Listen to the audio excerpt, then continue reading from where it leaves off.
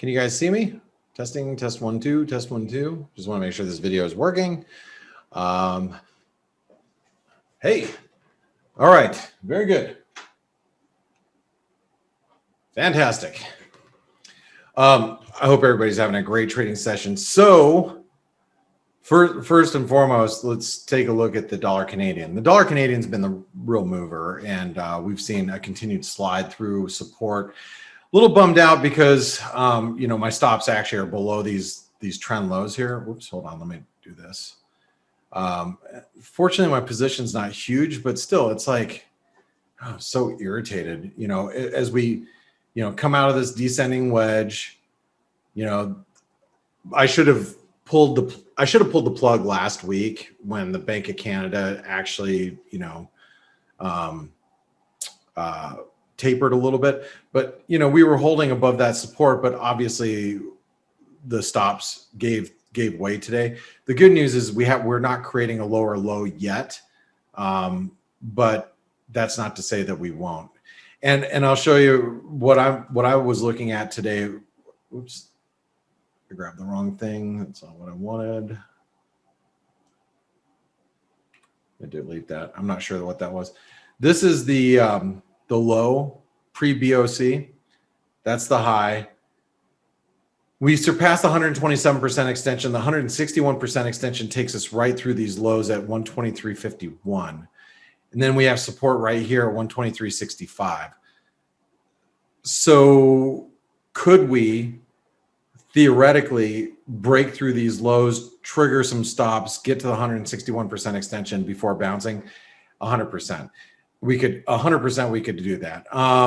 The thing is we're completely influenced by equities right now. That's it. End of story. As long as stocks continue to go higher, it's hard to sit here and imagine that the dollar is going to gain strength. I will point out that the dollar is holding up well against like the peso.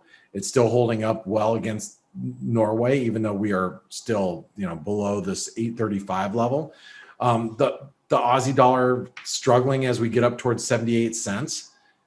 But it's hard to imagine that the dollar is going to get any type of traction while the S&P continues to hold on to gains and continues to carve out new all-time highs. I mean, it just is. Let's go over to the hourly chart here. So, I mean, you look at the S&P, we had this little pennant. We are struggling here at the highs. So it's obviously very frustrating. You have to, you know, whenever I trade, I like to think about like, how's it feel to be on the other side of this, of the market? You know, like if I'm bullish, how would I feel? You know, I'd be frustrated because, you know, we keep tagging these highs and we can't break higher. The flip side is, you know, how about if I'm bearish and I'm short the S&P and we can't break back below 41.10? So if you look at it from either point of view, whether you're bullish or bearish, it's a frustrating market, right? You keep getting long because you're like, oh, wow, we're going to break to all-time highs. And then we stop short. Then you're like, oh, man, it's going to roll over. And then we start to roll over and then boom, we get another bounce again. So it is definitely frustrating on both sides of the market. It doesn't matter if you're a bull or bear. I will tell you, if you're a US dollar bull, it is very difficult. You know, I had a euro dollar short from Friday here at 120.96.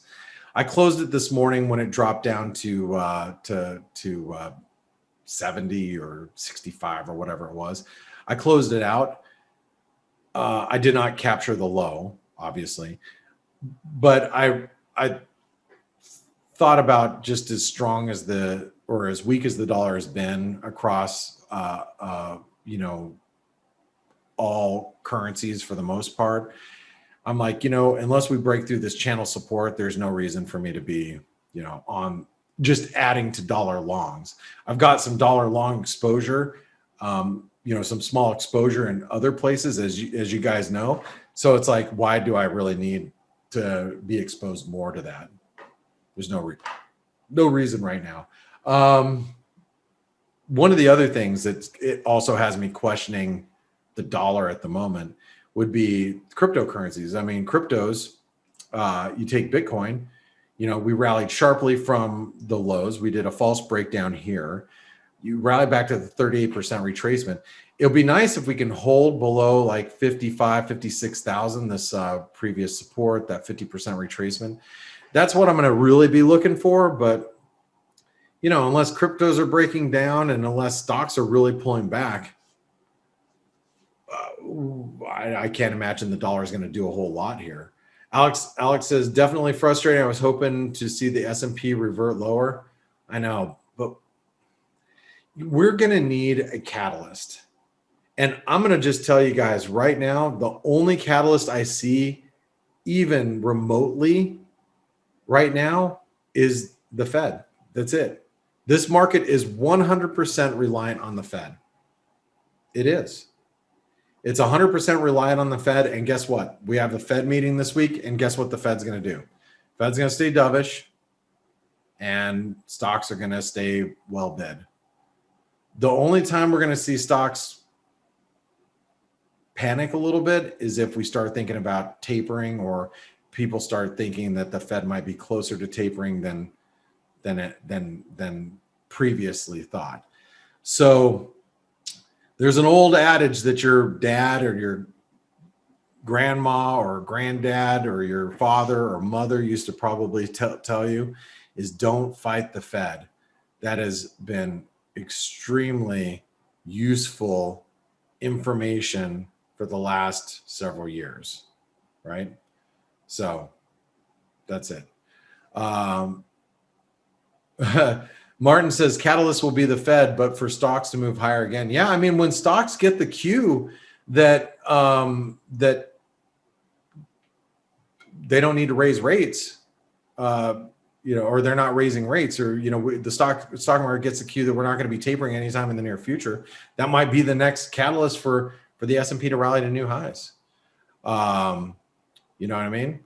And I know you're joking, Martin, but that's about as true as it gets.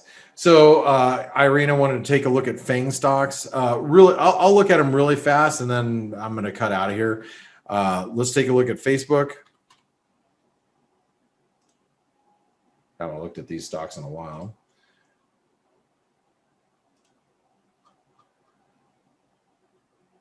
I would say Facebook looks a lot like the euro dollar right now. Huh. As long as we hold above those highs.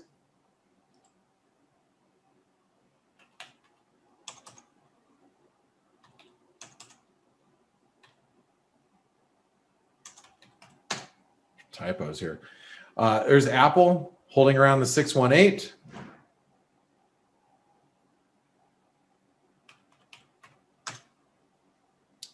Netflix holding above channel support.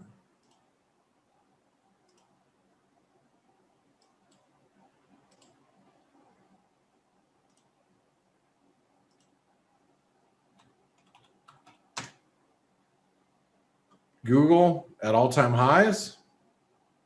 Very divergent relative strength, but that hasn't mattered at all, right?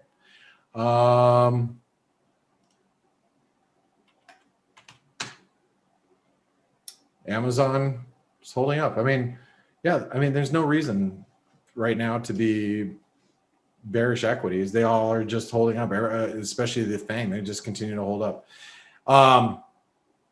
Lorraine, she said, thanks, Blake. It's good to see you. Makes it feel more personal, like on Wise Trade. Hey, it's nice to be seen. I just have to make sure I shower in the morning before popping on a video. I was watching some of Ziggy's old videos, and I realized that the quality was so bad when we did GoToWebinar, when we did the recordings. But hopefully the quality that you're seeing on these recordings is good now. Anyway, all right, guys and gals. Hey, have a great one. Let's hope for some volatility this week. Let's pray. And I want to thank you all for being part of our community. Appreciate it. All right, talk to you guys soon.